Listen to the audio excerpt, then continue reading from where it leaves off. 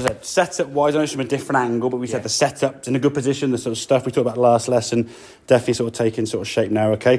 Thing to focus on now is the takeaway, yeah? So what you did in the past was, this didn't really move, this didn't really move, your arms kind of just position the club out in front of you, and your body kind of follows things. There's not really much movement there. That's more your arms sort of pulling the club away. And then as your arms go so far back, they're dragging your body around. So now your body has to kind of move a little bit, obviously, which it will do.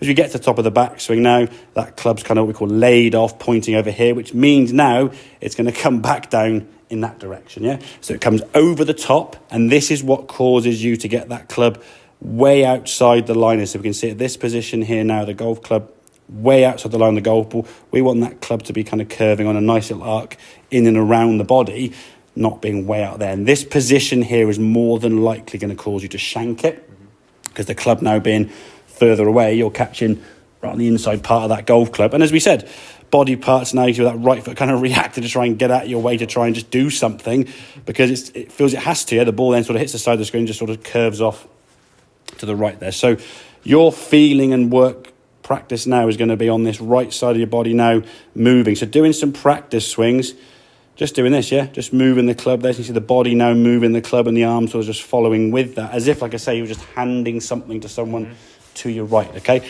And that is the focus on your practice, okay? So you hit 3 or 4 shots. If they go boom, boom, boom, you go, great, I'll now go and hit a 5-iron or an 8-iron or a different club, yeah? If they go boom, boom, boom, okay, we'll now step back and we'll work on some of these movements here now, just to try and drill that thing, to just try and get, again, muscle memory is what the term we often use, okay? Yep. To get that repeatable feeling over and over again. And you'll see in this case now on this right-hand one, because of the movements you did before the shot, working on this thing, the club's working back better, couple of practice swings. Then when you step in the golf ball now, again, same good setup as we said, the club moves back now. Again, the club moving back now with the body moving, okay?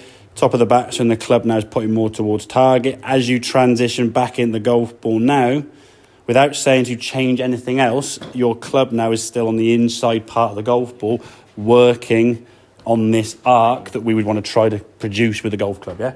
So by changing one thing in the takeaway, i.e. the movement of the hip and the shoulder, other things have now started working better. The right foot now is starting to move better, without me saying move the right foot differently, yeah? So these are what we try and minimise the amount of things to think about. Focus on one thing for you in the takeaway. So when you go to the range now, your focus is on, I'm going to work on my takeaway today, get that sensation. As we said, the one drill you can do is swing the top of the backswing here. From this position, if the weight is on that right heel, you could lift your foot up to the point where you could do what you're doing now, almost tapping the foot. If you're there trying to curl your toes up, you've probably got more weight sort of through the sort of the end of your lace, or maybe the balls of your feet there, and you're sort of putting too much weight forward on the toe, okay? So getting that lower half and the top half to move better, creating that club working on a better angle, means that club now is going to work in the golf. And that's going to improve the strike, as we've seen, hitting more towards the centre part of the golf club, okay? So if the club works on this angle, not from the one out here somewhere, we're more than likely to catch the middle part of the club. Could be a bit low on the club, could be a bit high on the club, but it's going to catch more the middle part of the club, and that's what we're looking for to start with now. So we get the golf ball now towards the screen, up into that follow-through position. Other body parts are kind of just following suit, yeah? So it's a better turn, and then things are just happening, rather than thinking about, oh, I've got to try and do this and that, and have too many things in your head.